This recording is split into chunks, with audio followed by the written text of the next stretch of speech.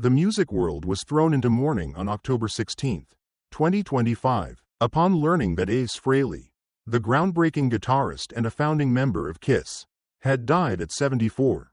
Ace's name was a byword not just for timeless rock anthems, but for a fierce spirit of creativity and nonconformity on stage. His intimate funeral in Morristown, New Jersey, gathered his closest family, friends, and peers from the global music scene. During the deeply emotional service, Peter Criss, the band's legendary drummer and Ace's lifelong friend, electrified the room with a raw, heartfelt eulogy, standing near a portrait of Ace, his voice cracking with sorrow but ringing with conviction. He declared, "He showed me that friendship and music can last forever, and I will never forget him." For those wishing to explore the private bond and untold stories between these two icons, or to hear how other artists processed Ace's passing, more details are available in the full video. Ace Frehley, the iconic guitarist and co-founder of Kiss, passed away on October 16, 2025, at the age of 74. His death was caused by a severe cerebral hemorrhage, a tragic consequence of a fall he sustained in his New York recording studio in late September 2025. Initially, the accident was deemed minor and not a cause for alarm, but Ace's condition took a grave turn, necessitating hospitalization and eventual life-sustaining measures. What first seemed like a minor incident rapidly escalated into a life-threatening crisis. Within hours of the fall, Ace's condition became critical. Physicians diagnosed a traumatic brain hemorrhage, prompting his family to rush him to a local medical center. There, he lapsed into a deep coma and was taken into emergency surgery to alleviate the intense intracranial pressure. The operation was lengthy, and while he seemed stable for the first 2 days, his condition then began an irreversible decline. When all hope for recovery vanished, the medical team advised the family to prepare for the inevitable and discuss life support. Following a consultation in mid-October, his family was forced to make the most agonizing decision of their lives. Throughout this period, friends and family held vigil, but all information was closely guarded, honoring Ace's desire for privacy. His condition became critical on the night of October 15. By the early hours of the next morning, the life monitoring equipment ceased its function. Ace Frehley was pronounced dead at 2:14 a.m., at 74 years old. The official report cited complications from head trauma sustained in the studio fall. He passed away gently, enveloped by his family and the sounds of the music he cherished. His representative confirmed the news in a brief statement that morning. The morning of October 20 in Morristown was cloaked in a somber quiet.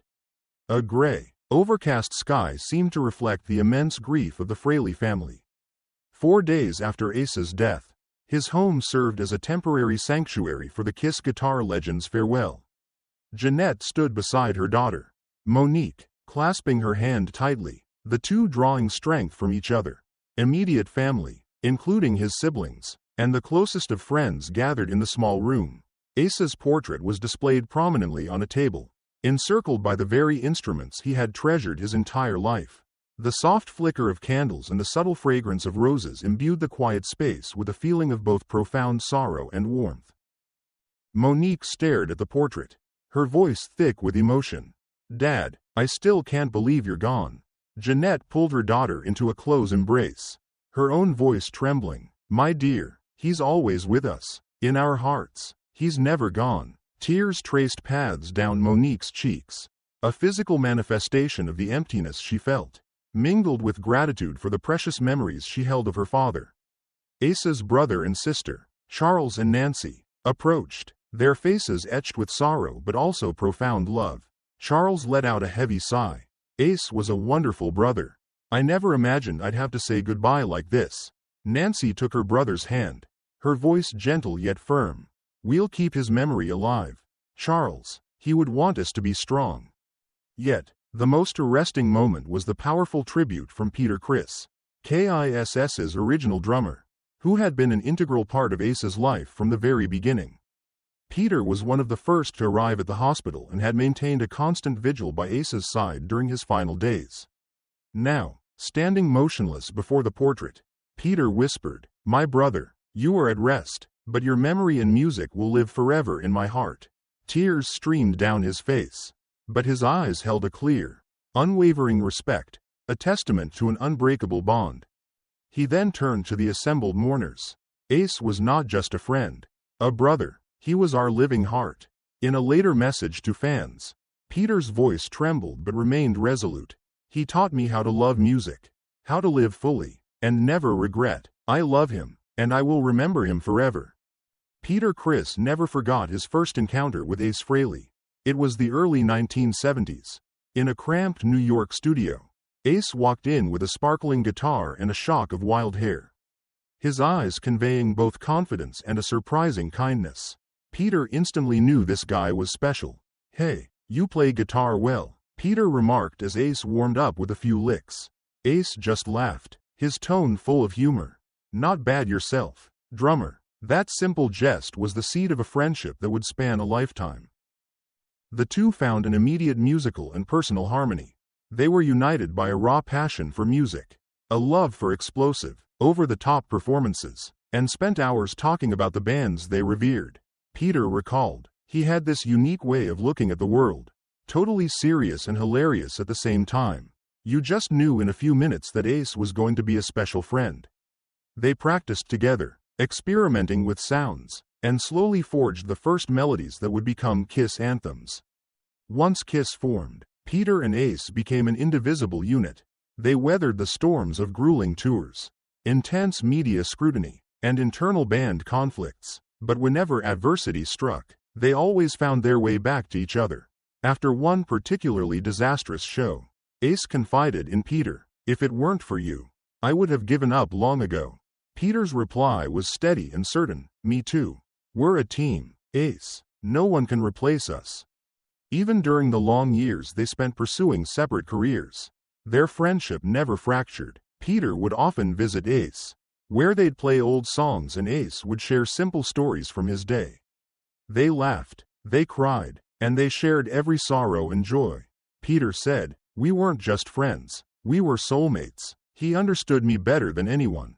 Ace would often look at Peter with deep affection, and with just a nod or a smile, entire conversations would pass between them, unspoken. In Ace's final days, Peter was a near constant presence. When Ace was admitted, Peter was there, helping him sit up, talking with him, and making sure he took his medicine.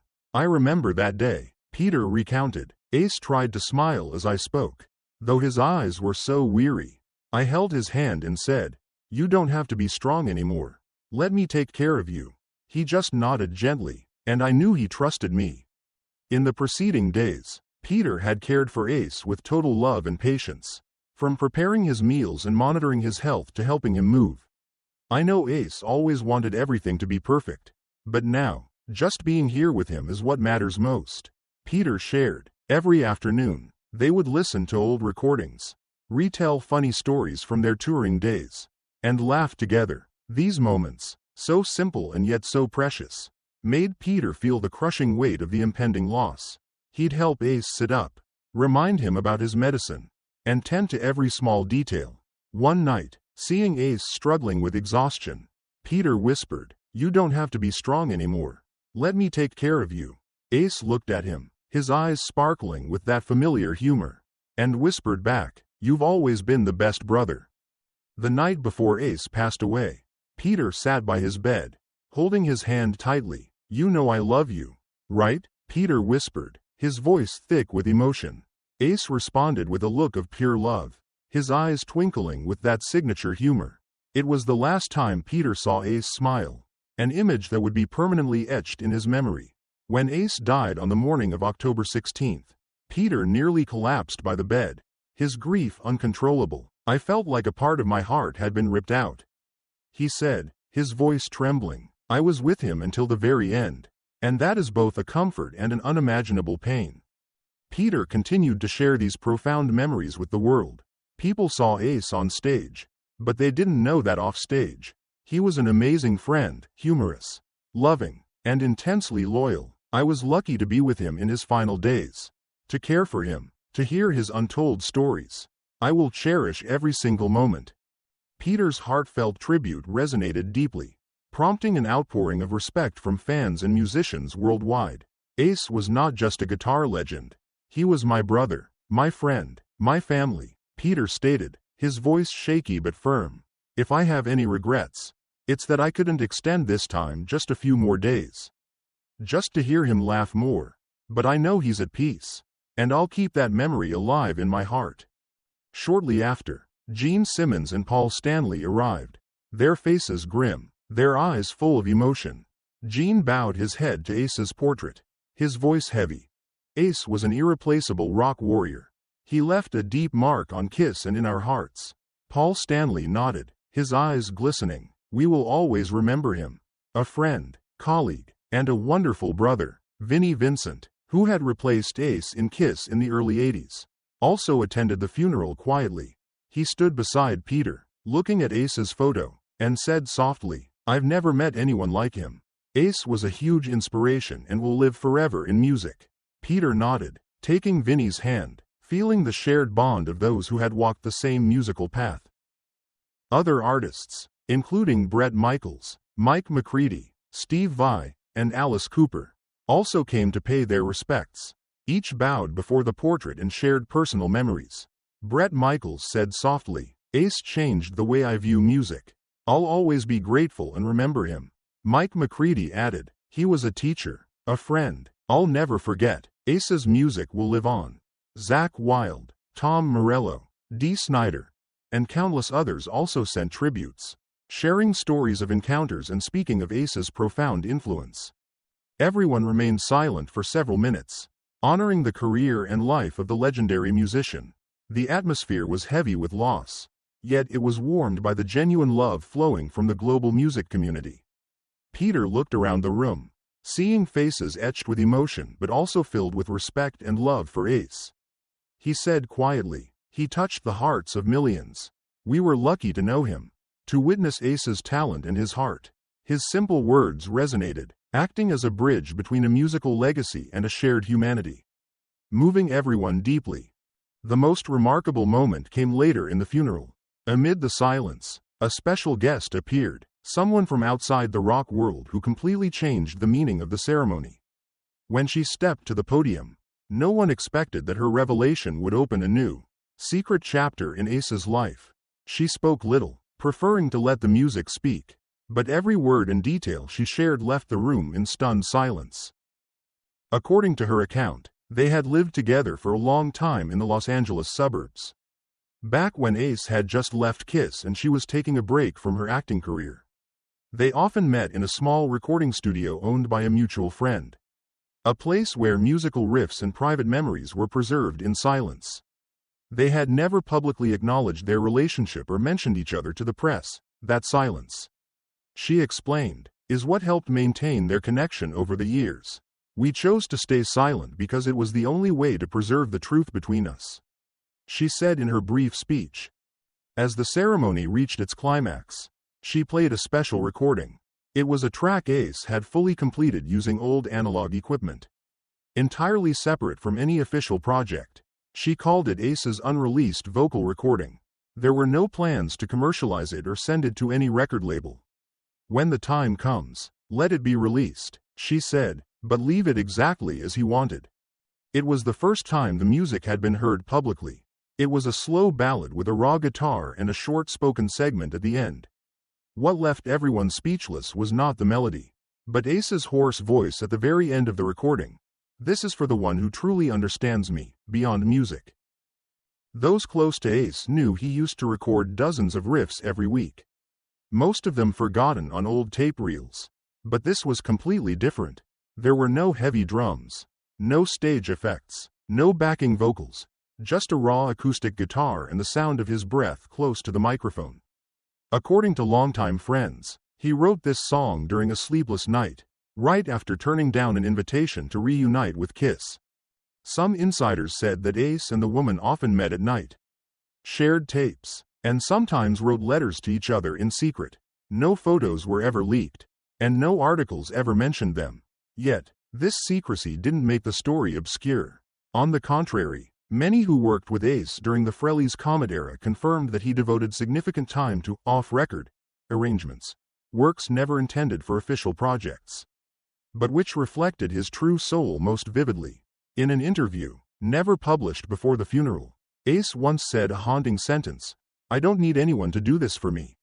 But if I leave something behind, it has to be for the one who truly understands me." And now, this woman was the one who preserved that final legacy.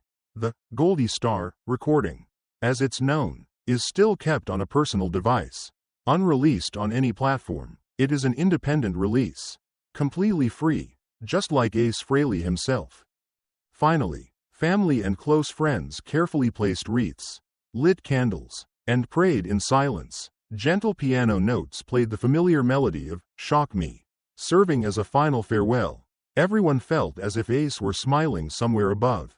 Jeanette looked at Ace's favorite guitar, her voice warm and soft. Every note he played will continue to resonate. Ace lives on through his music and in our hearts. Memories of him flooded back, the image of a talented yet approachable artist. Warm with his family, filling the space with both grief and love. The family left the room, leaving behind the portrait, the familiar instruments, and the fresh wreaths. Outside, soft golden sunlight pierced through the gray clouds, like a small sign from Ace, reminding them that although he is gone, the music and love he left behind will live on. In the silence, the whole family felt Ace's invisible presence, a reminder that memories and love never fade, and that he will always be the spaceman in everyone's hearts. Ace Frehley, born April 27, 1951, in the Bronx, New York, was the youngest of 3 siblings. His father, Carl Daniel Frehley, was an electrical engineer, and his mother, Esther Anna Hetch, was a homemaker with a talent for the piano. Both parents played instruments, and his father often performed the organ at church, creating a musically rich environment that inspired Ace from an early age. From childhood, Ace was captivated by music, and melodies helped him overcome life's challenges.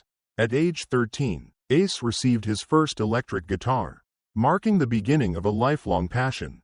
Self-taught, he drew inspiration from artists like Jimi Hendrix, Led Zeppelin, Cream, and the Rolling Stones. Long nights in his bedroom were spent practicing, creating solos, and learning to convey emotion through the guitar, laying the foundation for his later, distinctive style. In 1973, Ace Frehley joined Kiss along with Paul Stanley, Gene Simmons, and Peter Criss. There, he took on the role of lead guitarist and created the iconic character, the Spaceman. Complete with a unique costume and stage persona, his powerful, emotional solos became an essential highlight of their performances, helping Kiss quickly rise to become one of the greatest rock bands of the 1970s. In the early years, Ace established his unique personality as both a talented musician and a symbol of music and style.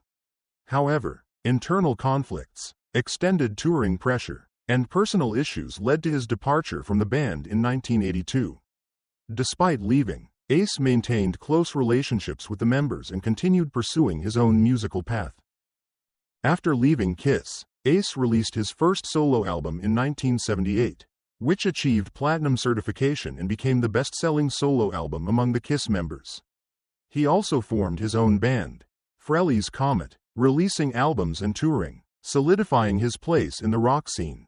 Ace's solo works, such as Anomaly, 2009, Space Invader, 2014, and Spaceman, 2018, showcased his creativity and individuality while reinforcing his musical legacy.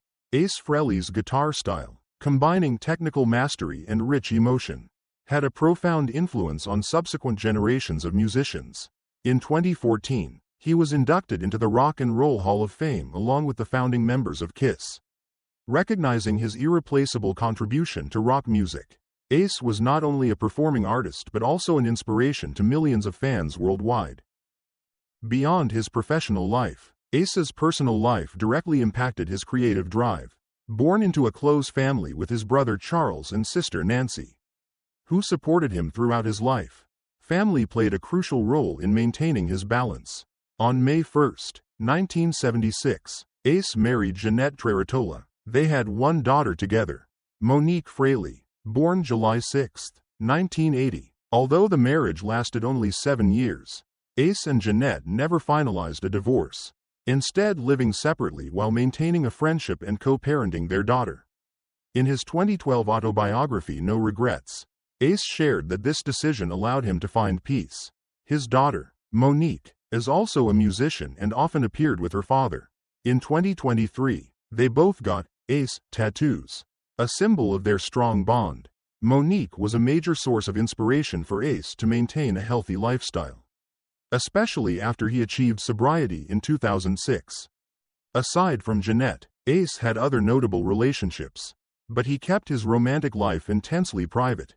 Artistically, he always sought to reconnect with audiences through uniquely personal projects.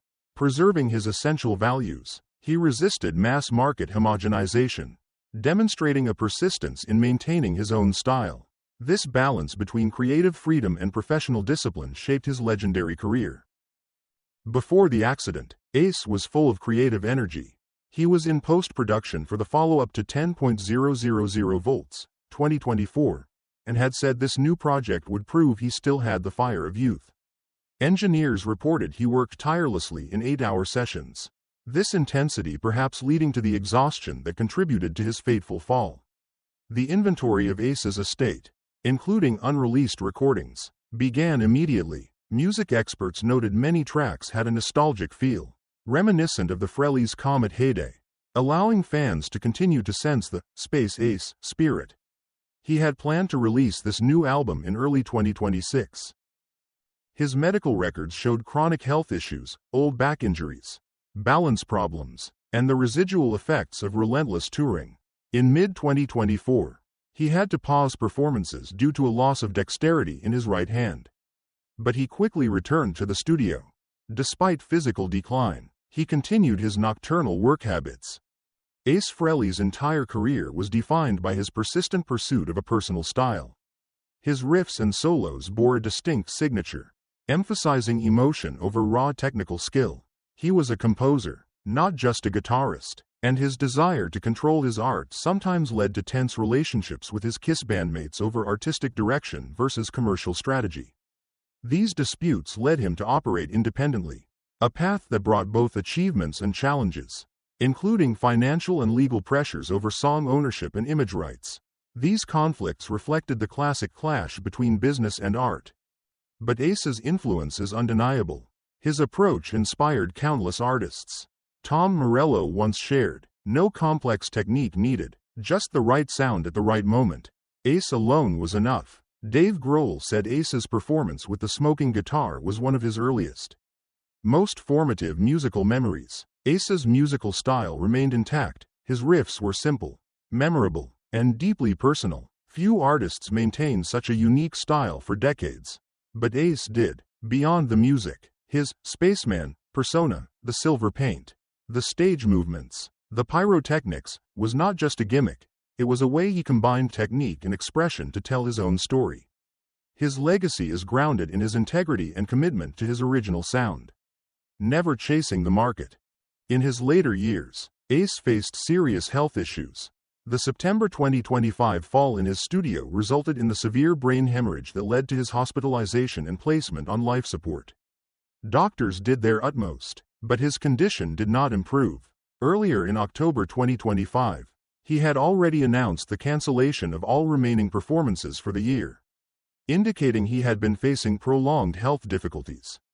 After Ace's passing, the moving tributes from Peter Criss, from his final days by his side to his public statements, painted a vivid picture of their lifelong bond. The friendship between these Kiss legends transcended time, distance, and career ups and downs.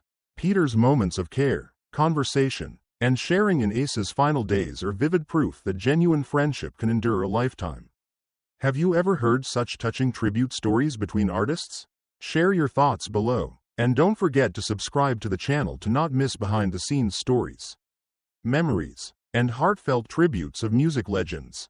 Thank you for joining us in remembering and honoring Ace Frehley.